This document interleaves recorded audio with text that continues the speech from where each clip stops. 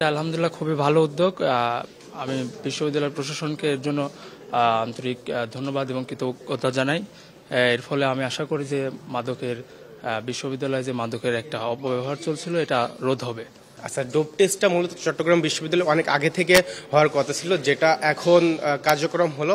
মূলত নতুন করে যখন হলে অ্যালটমেন্টটা দিল তারপর থেকেই একটা গুঞ্জন শোনা যাচ্ছিল যে ডোপ টেস্ট হবে, কিন্তু আমরা দেখলাম যে এখন এটা কার্যকর হলো। এটা আমাদের জন্য খুবই ভালো একটা বিষয়, যেটা হচ্ছে আবাসিক যারা স্টুডেন্ট আছে হলে তাদের সব দিক থেকে এটা ইফেক্টিভ হবে। আর আমার মনে হয় যে ডোপ টেস্টটা শুধু আবাসিক শিক্ষার্থীদের জন্য না, যখন হচ্ছে ভর্তি পরীক্ষা হবে তখন এটা নেওয়া উচিত। আর আমাদের ভিসি মহোদয় আমার মনে হয় যে এটা করবে, কারণ আমাদের ভিসি মহোদয় যখন নিয়োগ পায় তারপর থেকে বিশ্ববিদ্যালয়ে অনেক উন্নয়নমূলক কাজ হচ্ছে, যেটা আমাদের মানে সবার জন্য খুবই ভালো একটা বিষয়। আর আমাদের বিশ্ববিদ্যালয়ে আমি মনে করি যে এইসব কাজ, ছোট ছোট কাজের মধ্য দিয়ে মানে দেশ এবং দেশের বাইরের যে দেশগুলো আছে সবগুলোর দিক থেকে মানে উন্নতি লাভ করবে বা প্রশংসা লাভ করবে আর কি। সো এটা আমার মনে হয় যে কন্টিনিউ রাখা খুবই জরুরি, এবং প্রত্যেকটা স্টুডেন্ট যখন ভর্তি হবে তখন তাদের কাছ থেকে ডোপ টেস্টটা নেওয়া আমার মনে হয় খুবই জরুরি দরকার। এটা আমাদের জন্য খুব একটা ভালো বিষয়। নিশ্চিন্তে খান স্বাস্থ্যকর অল টাইম পান, অল টাইম হেলদি লাইফ। আমি মনে করি যে এতদিন হয় না, সেটা আমাদের প্রশাসনের ব্যর্থতাও ছিল। তো এখন নতুন বেশি আসার কারণে যে উদ্যোগটা নিয়েছে এটা অবশ্যই প্রশংসনীয়। আর আমি মনে করি যে এই ডোপ টেস্টের আওতায় যদি সবাই আসে তাহলে হলে এই যে ভার্সিটির যে একটা পরিবেশ, হলের যে একটা পরিবেশ, সেটা পরিবেশটা একটা স্বাভাবিক পরিবেশে পরিণত হবে। আগে আমরা যেটা দেখছি হচ্ছে হলে বা ক্যাম্পাসে অহরহ মাদক সেবন হতো আর কি। তো এখন এটা যদি সবাইকে যদি ডোপ টেস্টের আওতা আনা হয় তাহলে এটা কমবে আর কি। যে ডোপ টেস্ট চট্টগ্রাম বিশ্ববিদ্যালয়, আমি মনে করি যে বাংলাদেশের কোনো শিক্ষা প্রতিষ্ঠানে যদি ডোপ টেস্ট চালু হয়, আজকে আমরা চালু করলাম, এটার উদ্বোধন হলো।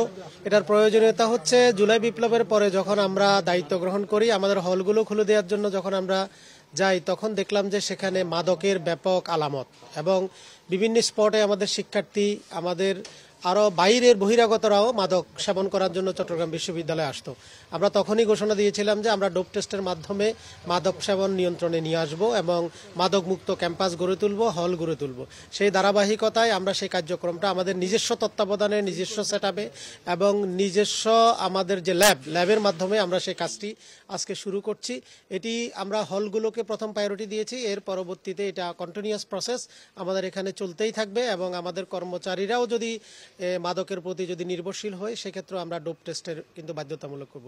পরবর্তীতে আমাদের সিকিউরিটি ফোর্স নিয়োগ, এবং আমাদের সিকিউরিটি ফোর্সগুলো আমরা বাইরে থেকেও আমরা এনে থাকি চুক্তির মাধ্যমে, তাদেরকেও আমরা ডোপ টেস্টের মাধ্যমে কিন্তু আমরা ক্যাম্পাসে ঢুকাবো। এটি হচ্ছে যে মোটামুটি আমাদের সিদ্ধান্ত, আমরা এটা কন্টিনিউয়াসলি কিন্তু এই কাজটি আমাদের চলমান থাকবে। খরচ যেটি হচ্ছে যে এটি আসলে সরকারিভাবে একটা রেট আছে ডোপ টেস্টের 950 টাকা। সরকারি মেডিকেলগুলোতে করলে আমরা প্রথমে সিদ্ধান্ত নিয়েছিলাম যে চিটং মেডিকেলের মাধ্যমে করব। এখন আমাদের খরচের পরিমাণ অনেক কমিয়ে নিয়ে আসছি। আমরা নিজস্ব ল্যাবে, নিজস্ব আমাদের রিসোর্স ব্যবহার করে আমাদের টেকনিক্যাল পার্সনগুলো আমাদের, সেই জন্য আমাদের চট্টগ্রাম বিশ্ববিদ্যালয়ের বায়োকেমিস্ট্রি ডিপার্টমেন্টকে আমরা সাথে নিয়েছি।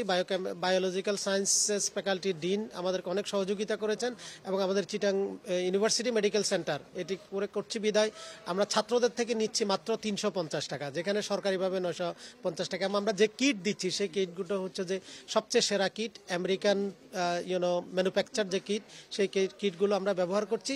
আর অতিরিক্ত যে সামান্য টাকাগুলো লাগে সেই টাকাগুলো আমরা বিশ্ববিদ্যালয় থেকে বহন করব। আজকে আমাদেরকে হল থেকে 50 জনের একটা লিস্ট পাঠানো হয়েছে, এর মধ্যে আমরা 20 জনের স্যাম্পল কালেকশন করেছি। শুরুর দিকে আসলে যেহেতু পরীক্ষা ছিল, শুরুর দিকে বেশ হ্রাস দেখা গেছে, আপাতত কিছুটা সীমিত থাকে, যদিও আমরা 12টা পর্যন্ত কালেকশন করব, এরপর দেখা যাবে আর কি কতটুকু রেসপন্স আমরা পাচ্ছি প্রথম দিন হিসেবে।